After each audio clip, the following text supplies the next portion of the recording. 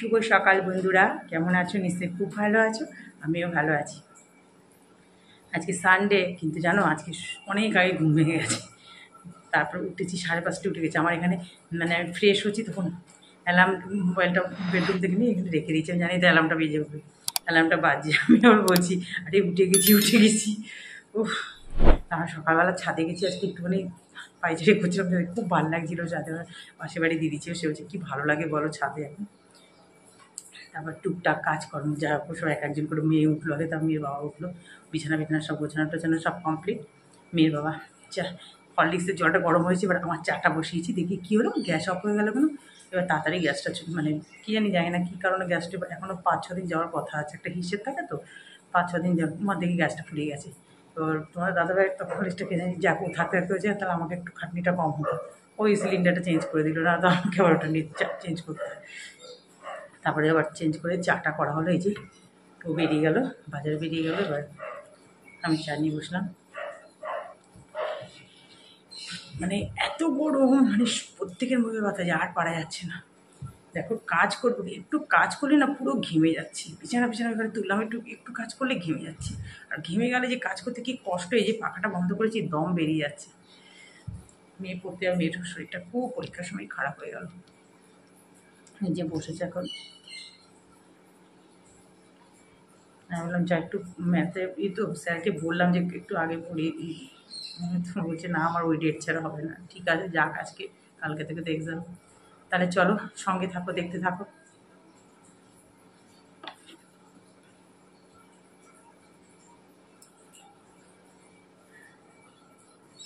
এই দেখো সব মাছ ধুয়ে রাখলাম, ধুয়ে নুন মাখিয়ে। এটা রুই মাছ, আর এটা বাটা মাছ একদম জ্যান্ত। এটা পাবদা মাছটা এখন রান্না করব, আর এই দুটো সব তুলে রাখবো।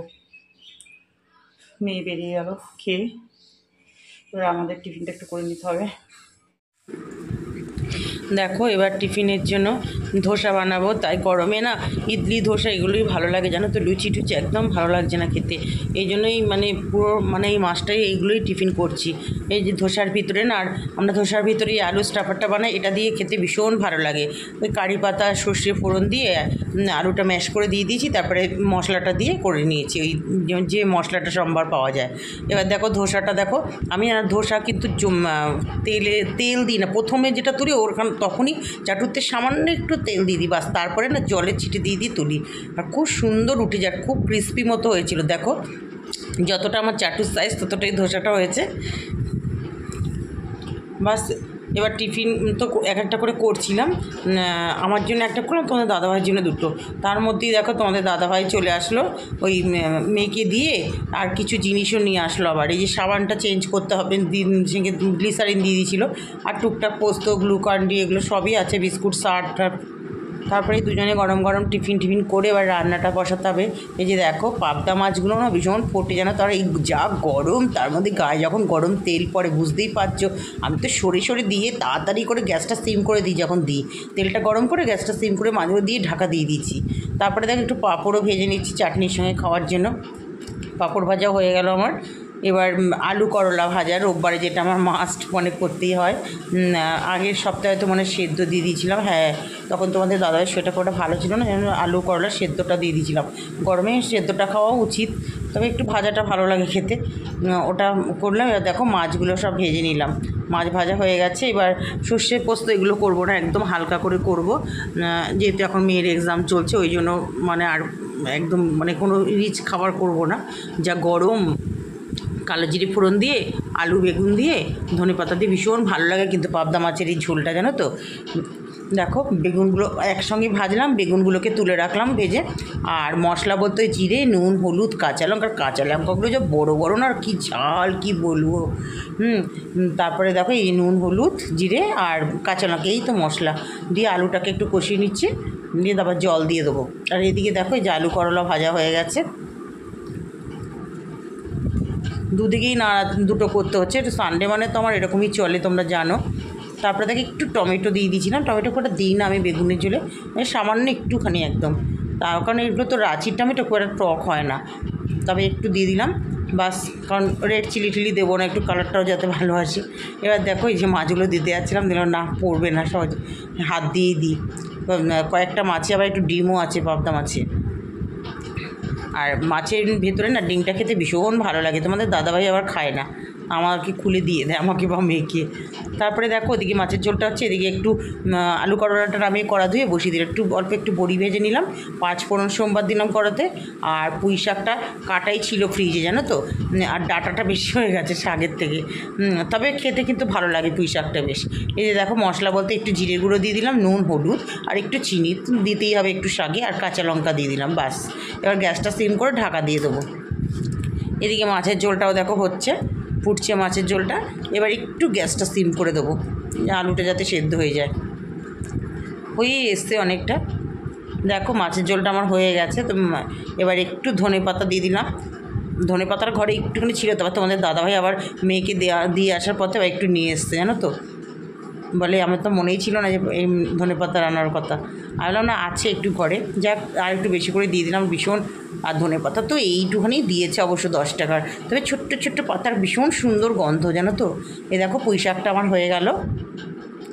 তারপরে দেখো শেষ রান্না একদম টমেটো বলছে আমের চাটনি। তবে এই আমগুলো না একটু শক্ত শক্ত ছিল, কিন্তু চাটনিটা বেশ ভালোই হয়েছিল।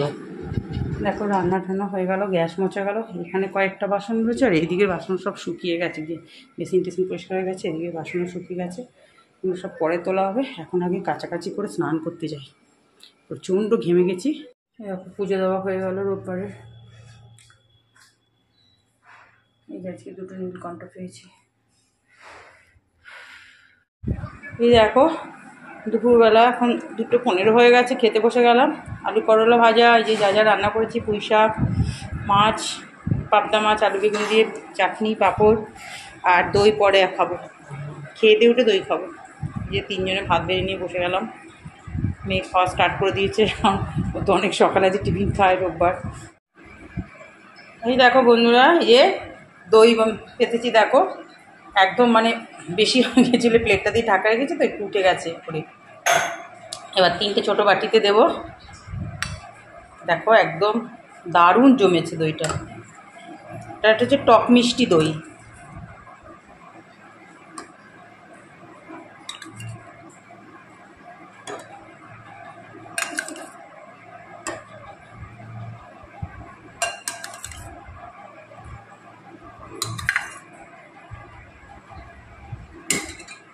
তাহলে এখন খেয়ে নেবো দইটা এখন সবাই মিলে, 3 জনে 3টে। Good evening friends. আজকে ডাইনিংয়ে বসিনি বা ড্রয়িং রুমেও বসিনি, আজকে বেডরুমে আসি। মানে এত গরম, আজকে কোথাও ভালো চাটা বসিয়ে সব কিছু দিয়ে বসিয়ে দিয়ে সিম করে দিয়ে চলেছি, বড় কাপে নিয়ে যে ঠান্ডা হয়ে যাবে, যেহেতু চায়ের নেশা আছে। একটু সন্ধ্যে, এখন 7টা বাজে, জানো তো। সন্ধ্যে সব দিয়েছি, গা ধুয়ে সন্ধ্যে দিতে গেছি, নিচে নেমেছি পুরো চান করে গেছি, কি বলবো। এত গরম আজকে সারা দুপুর। আজকে তোমাদের দাদাভাই দুপুরে খেতে বসে বলছি বাবারি কি গরম গো। আমি এইরকম গরম, মানে আমার দক্ষিণ দিকে ডাইনিংয়ের পুরো অত বড় বক্স জানলাটা আছে, পাশে দেখো ওদের পাশের বাড়ির ওদের বাগান মতো আছে, ওখানটা তো ফাঁকা বাড়িঘর নেই, তার পাশে ফ্ল্যাট আছে। কিন্তু রোদের তেজ দেখলে না অবাক হয়ে, গরম কি। আমি তো তার জানলা টানা বন্ধ করে পর্দা দিই, তাতেই মানে কোনো রকম খেয়ে মানে উঠতে পারলে বাঁচি, এরকম অবস্থা। প্রত্যেক দিনই তাই হচ্ছে। এখন বেডরুমে সারা দুপুর তো বেডরুমে এসি চলেছে। এবার এখন আগে না এসি চালালে বন্ধ করে কিছুক্ষণ অনেকক্ষণ ঠান্ডা থাকে, এখন আর ওসব থাকে না। তারপরে আমি এখন বললাম যে না, সারাক্ষণ তো চালালে চলবে না, এই কিছু করে বন্ধ করে আমি এখন জানলা টানলা খুলে দিয়েছি, পাখা চালিয়ে দিয়েছি। আর পাখা ছাড়া তো তুমি বসতেই পারবে না। এখন একটু চা বিস্কুট খাই, চা বিস্কুট খেয়ে আবার ওপরে ছাদে যেতে হবে, গাছে জল দেওয়া আছে। তো দাদাভাই একটু আবার বেরোবে এখন, ওর ব্যাগ কী হয়েছে অফিসে ওটা ঠিক করতে যাবে। আর বললাম এখন বেরোতেই হবে এই গরমে, বলছে না বেরোতেই হবে। তাহলে চাটা খাই, আবার তোমাদের কাছে পরে আসবো। আর গরমে আর পাচ্ছি না।